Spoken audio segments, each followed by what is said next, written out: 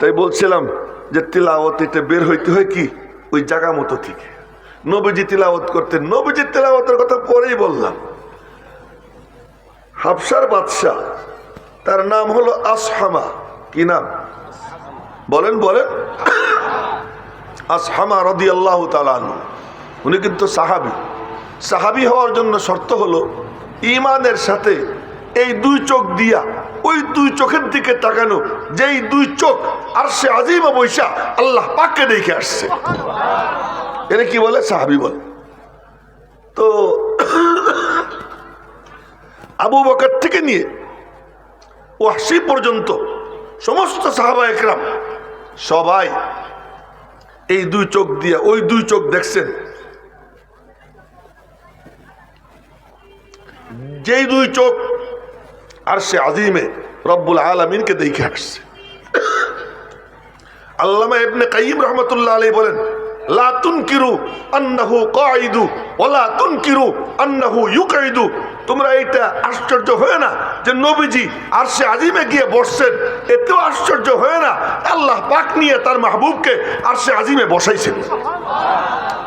তো নবীজি ওই দুই চোখ এর দিকে যে ঈমান নিয়ে তাকাইছে তারে কি বলে? সাহাবী বলে। কিন্তু একজন ব্যক্তি এমন যে এই দুই চোখ দিয়ে নবীজির দেখে নাই, তারপরে ও সাহাবী, তার নাম হলো আসহামা। আল্লাহ তাকে সাহাবিয়াতের মর্যাদা দিচ্ছেন।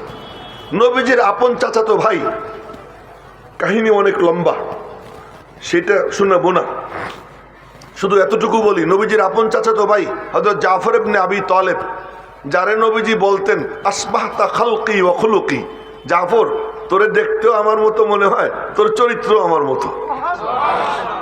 এই জাফর রাদিয়াল্লাহু তাআলা আনহু মুতার যুদ্ধে যিনি শহীদ হয়েছেন, ওনাকে বলা হয় জাফরে তৈয়ার। ডান হাত কাটছে, পতাকা ডান হাতে ছিল, ডান হাত কাটছে, খপ করে পতাকা বাম হাত দিয়ে ধরছেন, পতাকা পড়তে দেন নাই। উনি ছিলেন আমিরুল জায়েশ, প্রধান সেনাপতি। দ্বিতীয় হাত কাটছে, বাম হাত কাটছে, পতাকা পড়তে দেন নাই, চিত হয়ে শুয়ে পড়ছেন। শুয়া বুকের উপরে স্ট্যান্ড রাইখা এই পতাকা এইভাবে আটকায় রাখছেন, কিন্তু পতাকা জমিনে পড়তে দেন নাই। মারতে মারতে ওনাকে মেরে ফেলছে, কিন্তু তবুও পতাকা জমিনে পড়তে দেন নাই। নবীজি মিম্বরে বৈশা বৈশা ওই দৃশ্য দেখতেছিলেন, ১,৫০০ মাইল দূরের দৃশ্য। নবীজি বৈশা বৈশা দেখতেছেন আর বলতেছেন, এই যে আমার ভাই জাফর পতাকা ডান হাতে নিল, ডান হাত কেটে ফেলছে, কিন্তু সে পতাকা পড়তে দেয় নাই, বাম হাত দিয়ে ধরছে, বাম হাত কেটে ফেললো। ওয়াইনাহু তাজরিফান, নবীজির দুই চোখ দিয়া মুক্তার দানার মতো চোখের পানি গড়াইয়া গড়াইয়া পড়ে। সাহাবীরা দেখতেছেন। এরপর নবীজি বলেন, এই যে আমার ভাই পতাকা পড়তে দেয় নাই, ও পতাকা বুকের উপর রাইখা আটকাইয়া চিত হয়ে শুয়ে পড়ছে। এই যে মারতে মারতে আমার ভাইকে শহীদ করে দিল। নবীজির দুই চোখ দিয়ে পানি পড়তেছে। কিছুক্ষণের মধ্যে সাহাবা একরাম দেখে নবীজির মুখ দিয়ে মুস্কি হাসি। বলে, ইয়া রাসূলুল্লাহ, মুস্কি হাসতেছেন? হাসতেছি হলো এই দৃশ্য দেখা যে আমার ভাইরে আল্লাহ তাআলা দুইটা পাখনা দিছে, জান্নাতে উড়ে বেড়াইতেছে, যেখানে মনে চাইতেছে সেখানে উড়ে বেড়াইতেছে। এই জন্য ওনাকে বলা হয় জাফরে তৈয়ার রাদিয়াল্লাহু তাআলা আনহু। উনি হাফসার হিজরতে গিয়েছিলেন। তো হাফসার ওই হিজরতে ওখানে যাওয়ার পরে মক্কার মুশরিকরা দুইজনকে পাঠায়। সেই দুইজনের একজন হলেন আমর ইবনুল আস রাদিয়াল্লাহু তাআলা আনহু, যিনি পরবর্তীতে মুসলমান হয়ে গেছেন। আর একজন আর এক কাট্টা কাফের ছিল। এই দুইজন যাওয়ার পরে তারা গিয়ে মন্ত্রীদেরকে ঘুষ দিছে। ঘুষ দিয়ে বলে কি, আসহামা কি এমনে এমনে না দেখে সাহাবী হয়েছে? হ্যাঁ, কেউ যদি কুরবানি করে, ত্যাগ স্বীকার করে, আল্লাহ পাক তার বদলা দিয়ে দেয়। ইন্না রাব্বাকুম লাগাফুরুন শাকুর, তোমাদের রব বড় ক্ষমা করনেওয়ালা, বড় শুকর গুজার। একটুখানি করে দেখো আল্লাহর জন্য, দেখো আল্লাহ কি দেওয়া দেয়। তো আসহামা আর মন্ত্রী পরিষদ সব আগের থেকে তারা টাকা পয়সা দিয়ে ভাও করে ফেলাইছে। ওরা যাতে সামনে না আসে, এমনি ওদেরকে আমাদের হাওয়ালা করে দাও। তো গিয়ে বলছে যে আমাদের কিছু সন্ত্রাসী এখানে এসে আশ্রয় নিছে, আপনার দেশও বরবাদ করে ফেলাবে, এইগুলোরে আমাদের হাওয়ালা করে দেন। মন্ত্রীরা বলে যে হ্যাঁ জাহাপানা, এটাই করা উচিত। আসহামা বললেন যে আচ্ছা, ওরা যারা আসছে ওরা কোথায় আছে? বিভিন্ন জায়গায়। ওদের সাথে কথা না বললে আমার দেশ থেকে আমি বিদায় করব না, আগে দেখবো, ডাকো। তো বাদশার যা মর্জি, তার বিরুদ্ধে আর কথা কয় কেমনে? ডাকাইছে। ডাকাই আইনে জিজ্ঞেস করছে যে আচ্ছা, তোমাদের যে নবুয়তের দাবি করছে সে কেমন, কি বলে টলে? হযরত জাফর আগে বেড়ে বললেন, উনি কেমন, কি বলে টলে ফয়সালা আপনি কইরেন, ওনার উপরে যা নাজিল হয় আমি তা একটু শুনেই। এটাই বলছিলাম যে গুলি যদি মেশিন গান থেকে বের হয়, স্টেন গান থেকে বের হয়, তখন তার আসর কি হয়। এবার দেখেন জাফর তৈয়ার রাদিয়াল্লাহু তাআলা আনহু উনি বললেন, ফয়সালার ভার আপনার উপরে, আমি শুধু শুনেই ওনার উপরে যা নাজিল হয়। তো আসহামা বলল পড়েন। তখন উনি সূরা মারিয়াম তেলাওয়াত শুরু করলেন। আমি দুই এক আয়াত এমনি পড়বো, সুর টুর না। বিসমিল্লাহির রহমানির রহিম। কাফ হা ইয়া আইন সাদ। যিকরু রাহমাতি রাব্বিকা আবদাহু যাকারিয়া ইয নাদা রাব্বাহু নিদাআন খাফিয়া قال رب إني وهن العظم مني واشتعل الرأس شيبا ولم أكن بدعائك رب شقيا। পড়তে পড়তে এই সূরা পড়তেছে, এর মধ্যে আছে ওয়াজকুর ফিল কিতাবি মারইয়াম ইদিন তাবাদাত মিন আহলিহা মাকানান শারকিয়া। আসহামা শুনতেছে আর ঝুলতেছে। কোরআনে কারীম এ ঝুলায় কেউ যদি তেলাওয়াত শুরু করে অটোমেটিক ঝুল এসে যায়। তো আসহামা শোনে আর ঝোলে। যখন ওয়াজকুর ফিল কিতাবি মারইয়াম শুরু হয়েছে, এবার আসহামার দুই চোখ দিয়ে সমানে পানি ঝরতেছে আর বলতেছে, আহ মা আসবাহা বিকালামি ঈসা, এ তো দেখি ঈসা আলাইহিস সালামের কথার সাথে খুব মিল। এই বলতে বলতে ওই মজলিসের মধ্যেই কলেমা পড়ে মুসলমান হয়ে গেছে। মুসলমান হইয়া তারপরে বলে কি, এই যারা যে দুইটা আইছে যা বের হয়ে যা। গোষ্ঠুস দিয়ে তো মন্ত্রীকে রাজি করছিল, কিন্তু সেই গোষ্ঠুস দিয়েও কোনো লাভ হয় নাই, দরবার থেকে বিতাড়িত হয়ে গেছে। ওখানে আসহামা কালেমা পড়ে মুসলমান হইয়া এরপরে বলে কি, শাগরেদ যখন এমন, না জানি উস্তাদ কেমন। দেখেন বলে কি, শাগরেদ যখন এমন, না জানি উস্তাদ কেমন। তো উস্তাদরা দেখার জন্য 70 জন পাদ্রী পাঠাইছে মদিনা শরীফ। তো বাসা 70 পাদ্রী মদিনা মুনাব্বরায় গিয়া নবীজির সামনে হাজির হয়েছে। বলে কি, আপনার উপর কি নাজিল হয় একটু পড়েন শুনি। নবীজি সূরা ইয়াসিনের তেলাওয়াত করছেন। ওই 70 পাদ্রী কাঁদতেছিল। ওই কাঁদতে কাঁদতে চোখের পানি দাড়ি দিয়ে পড়িয়া এর বুকে ভাসতেছিল। ওই অবস্থায় 70 জনের 70 জনই কলেমা পড়ে মুসলমান হয়ে গেছে। আমার বলার মাকসাদ হলো যে কোরআনে কারীম গুলির থেকে বেশি পাওয়ারফুল। যদি এটা জায়গা মতো কোনো জায়গার থেকে বের হয়। আমরা কোরআন শরীফ পড়ি, কিন্তু তামিনি যে অমন না। ইন্না সামিনা কোরআনান আজাবা। কোরআন তো আজিব, কিন্তু পড়নেওয়ালা কিনা আজিব না। আজকে এই চেয়ারে আমরা যারা বসি, মাফ করে দিয়েন, উলামা একরামের কাছেও ক্ষমা চাইতেছি, কি তা হলো কি, সুর আছে নূর নাই, হুঙ্কার আছে পাওয়ার নাই, এমনি নাচানাচি হয়, নর্তন কুর্দন হয়, সুরের মূর্ছনায় সব মুগ্ধ হয়ে যায়, কিন্তু দিলের মধ্যে বাতি জ্বলে না। দিলের মধ্যে বাতি জ্বলে না। নবীজি তেলাওয়াত করতেন, তেলাওয়াত আলাদা একটা কি ছিল, ফাংশন ছিল, আলাদা একটা দায়িত্ব ছিল। তো বলতেছিলাম এই মিম্বরে বসা, এই অনুভূতি নিয়ে বসা, যে আমি কোথায় বসছি, মনে আছে কি বলতেছিলাম, আমি কোথায় বসছি, এই অনুভূতি থাকা।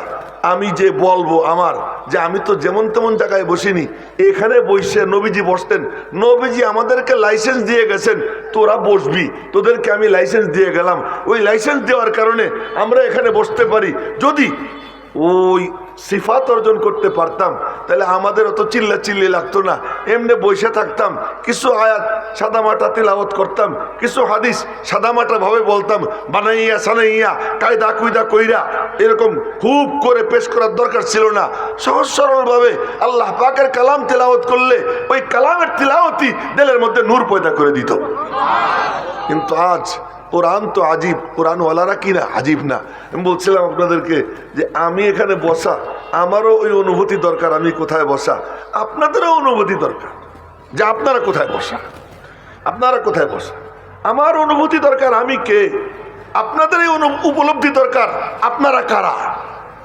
নিজেরে চেনা ফরজ, ওয়াজিব। অহংকার করা হারাম। আমি ইয়াহিয়া মাহমুদ, আমার এই উপলব্ধি থাকা যে আমি নবীজির রেখে যাওয়া চেয়ারে বসছি, এই উপলব্ধি থাকা আমার জন্য ওয়াজিব। কিন্তু আমি এখানে ওয়াজ করতে বসছি, এই ভাব মনের মধ্যে হারাম। দেখেন নবীজি তার মতো এত বিনয়ী আর কেউ ছিলেন না। আল্লাহ পাকের কাছে উপরে উঠার একমাত্র সিঁড়ি বিনয়। যার যত বিনয় সে তত উপরে উঠবে। এই জন্য নবীজির পরিচয়টা কি? আল্লাহ যখন সবচেয়ে উপরে নবীজিকে নিয়ে যাইতেছে তখন কি সুবহানাল্লাযী আসরা বিরাসূলিহি, সুবহানাল্লাযী আসরা বিনবিয়িহি, সুবহানাল্লাযী আসরা বিসাইয়্যিদিল মুরসালিন, না না না, বিশাফিল মুজনিবিন না, সুবহানাল্লাযী আসরা বিআবদিহি, এটা তো রজব মাস। সুবহানাল্লাযী আসরা বিআবদিহি, কি আজীব কারনামা আঞ্জাম দিলেন আল্লাহ, মহান পবিত্র আল্লাহ। সুবহান, আজীব কারনামা আঞ্জাম দিলেন আল্লাহ তাআলা, ওই মহান সত্তা যিনি নিয়ে গেলেন রাত্রিকালীন ভ্রমণে, রাতের বিশেষ এক অংশে তার বান্দাকে, দেখছেন কাকে? তার বান্দাকে, তার গোলামকে, আমার সবচেয়ে বড় গোলাম আমার মাহবুব মুহাম্মদুর রাসূলুল্লাহ সাল্লাল্লাহু আলাইহি ওয়াসাল্লাম, জোরে বলেন না সাল্লাল্লাহু আলাইহি ওয়াসাল্লাম। সবচেয়ে বড় গোলাম যেহেতু, এজন্য আলী মাকাম তার, সবচেয়ে বড় গোলাম তিনি, এজন্য বড় মাকাম তার। কত বড় মাকাম! এই মাকামের ধারে কাছেও কেউ যাবার পারে নাই। আর সে আজিমে নিয়ে বসাইছেন, আর সে আজিমে নিয়ে বসাইছেন কেন? সবচেয়ে বড় গোলাম, এজন্য সবার ঊর্ধ্বে আল্লাহ তারে উঠাইয়ে নিয়ে গেছেন। আবদিয়াত, বিনয়, বিনয় এটা হলো উপরে ওঠার সিঁড়ি। কথাটা মনে থাকবে, কি বললাম? যে বিনয়, নম্রতা, এটা উপরে ওঠার সিঁড়ি। এজন্য আল্লাহ পাকের হুকুম কোরআনে কারীমের মধ্যে, ইয়া আইয়ুহাল্লাযীনা আমানু, ও ঈমানদার বান্দারা, ইরকাউ, ঝোঁকো, ওয়াসজুদু, কপাল জমিনে ঠেকাও, আমার কদমে ঠেকাও, ওয়াবুদু রাব্বাকুম, সচ্চা পাক্কা গোলাম বানো, আফআলুল খায়র, আমার যা পছন্দ ওই কামগুলো করো, লাআল্লাকুম তুফলিহুন, তোমাদের টেনশন করতে হবে না, আমি আল্লাহ কোলে কইরা উপরে উঠাইয়া জান্নাতে পৌঁছে দেব। উপরে উঠার সিঁড়ি, এটা হলো কি? বিনয়। যার মধ্যে যতটা বিনয় তার মাকাম কি তত উপরে। এই জন্য একটা হলো বিনয়। নবীজির থেকে বিনয়ী কেউ ছিলেন না। নবীজি বলতেন যে লা তুতরুনি কামা আত্রাতিন নাসারা, তোমরা আমার ওরকম পাম দিও না যেমন খ্রিস্টানরা ঈসা আলাইহিস সালামরে পাম দিছে। খামাখা প্রশংসা করতে করতে আল্লাহর বেটা বানাইছে, আল্লাহ বানাই ফেলাইছে, আমারে তোমরা ওইরকম করো না। আবার অন্যখানে বলেন লা তাকুলু আনা খায়রুম মিন ইউনুস ইবনে মাত্তা, তোমরা বইলো না আমি ইউনুস থেকে ভালো, এ কথা বইলো না। আর এক হাদিসে বলেন কি, সুবহানাল্লাহ, লা তুফাদ্দিলুনি বাইনাল আম্বিয়া, নবীদের মধ্যে তোমরা আমারে বইলো না যে আমি সব নবীর থেকে ভালো, এরকম বইলো না। এইগুলো নবীজির এক ভাষা। আর এক পৃষ্ঠে দেখেন নবীজি বলতেছেন আনা সাইয়্যিদু ওয়ালদি আদম ইয়াউমাল কিয়ামা ওয়ালা ফখরা, আমি বনি আদমের সর্দার হব কিয়ামতের দিন। এটা কোনো অহংকার করতেছি না, বাস্তব বর্ণনা করতেছি, বাস্তব কথাটা তোমাদেরকে শুনাইতেছি। ওয়াবিয়াদি লিওয়াউল হামদি ইয়াউমাল কিয়ামা ওয়ালা ফখরা, আমার হাতে আল্লাহ পাকের প্রশংসার পতাকা থাকবে কিয়ামতের দিন, কোনো অহংকার করে বলতেছি না। ওয়া আনা আউয়ালু শাফিঈন ওয়া আউয়ালু মুশাফফাঈন, আমি প্রথম সুপারিশ করব, সর্বপ্রথম আমার সুপারিশ গৃহীত হবে আল্লাহ পাকের দরবারে। কি আজীব আজীব কথা বলতেছেন! একদিকে বলতেছেন এক কথা, এদিকে আর এক, বলে এটা কি? দ্বিতীয়টা বললাম এটা আমার আত্মপরিচয়, আমার আল্লাহ এটা এই মাকাম দান করছেন, এটা তোমাদের জানা থাকা দরকার। তো আত্মপরিচয়, আত্ম উপলব্ধি, এটা ওয়াজিব। আর অহংকার করা কি? হারাম। হযরত ওমর রাদিয়াল্লাহু তাআলা আনহু তাওরাত পড়তেছেন, তাওরাত। আবু বকর সিদ্দিক বসা, নবীজির চেহারার দিকে তাকাই দেখেন নবীজির চেহারা রাগে অগ্নিশর্মা। হযরত আবু বকর বলেন, ওমর চেহারা দেখছো? হযরত ওমর নবীজির চেহারার দিকে তাকাইয়া সাথে সাথে ভয় পেয়ে গেছে, তাওরাত বন্ধ করে এরপরে হাঁটু গাইড়ে বৈশা এখন বলতেছেন রাদিতু বিল্লাহি রাব্বা ওয়া বিল ইসলামি দীনা ওয়া বি মুহাম্মাদিন নাবিয়্যা, আল্লাহ থাকতে আর কোনো রব দরকার নাই, আল্লাহ থাকতে আর কোনো রব দরকার নাই, ইসলাম পাওয়ার পরে অন্য কোনো দিন আমার দরকার নাই, আপনারে পাওয়ার পরে আর কারো দিকে তাকানোর দরকার নাই। এই কথা বলতে বলতে নবীজির রাগ পানি হয়েছে। রাগ পানি হওয়ার পর নবীজি এরপরে বলেন, ওমর তুমি তাওরাত পড়ো, তুমি জানো আমি কে? লাউ কানা মূসা হাইয়ান, যদি মূসা জিন্দা থাকতেন, লামা ওয়াসিয়াহু ইল্লা ইত্তিবাই, তাহলে মূসার আমাকে অনুসরণ করা ছাড়া কোনো গতি ছিল না, সেও তোমার মতো আমার শাগরেদ হইতো। এটা হলো কি আত্মপরিচয়। আত্মপরিচয় এটা ওয়াজিব, অহংকার করা কি হারাম। আজকে আমি আপনাদেরকে বলতেছি যে আমি ইয়াহিয়া মাহমুদ এখানে বসছি, আমার নিজের চেনা আমার দরকার, আমি কোথায় বসা।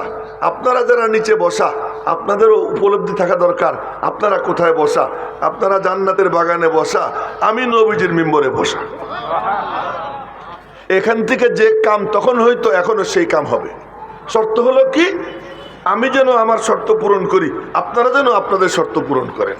আমার শর্ত ইখলাসের সাথে আল্লাহর দিকে তাকাইয়া আল্লাহর সন্তুষ্টির জন্য নবীজির রেখে যাওয়া মিরাস এই চেয়ার থেকে বন্টন হয়, এই জজবা নিয়া আমার বসা। আর আপনাদের এই চিন্তা করা যে এই মিম্বরের সামনে আদব নিয়ে বসলে, দেলের মুখ খুলে দিয়া, দেলের কান দিয়ে শুনলে আল্লাহ পাক সিনার মধ্যে হেদায়েতের নূর পয়দা করে দিবে। এই জজবা নিয়ে বৈশা ওলামা ইকরামের কথা শুনবো ইনশাআল্লাহ। আল্লাহ তাআলা আপনাদেরকে মাহরুম করবেন না, আপনাদের সিনায় আল্লাহ পাক হেদায়েতের নূর দান করে দিবেন। আর আমাদের এই বলা কওয়া সব হলো ডেকোরেশন, বাকি দেনেওয়ালাকে আল্লাহ। আল্লাহ পাক রব্বুল আলামিন যেন আমাদেরকে এখান থেকে ওই নূর নিয়ে যাবার তৌফিক দান করেন। কিছু কথা যা আল্লাহ পাক মাথায় ঢেলে দিয়েছেন বলেছি। ফাইনা সাবতু ফামিনাল্লাহ ওয়া ইন আখতাতু ফামিন্নী ওয়া মিনাশ শাইতান ওয়া মা আলাইনা ইল্লাল বালাগ। আসসালামু আলাইকুম ওয়া রাহমাতুল্লাহি ওয়া বারাকাতুহু।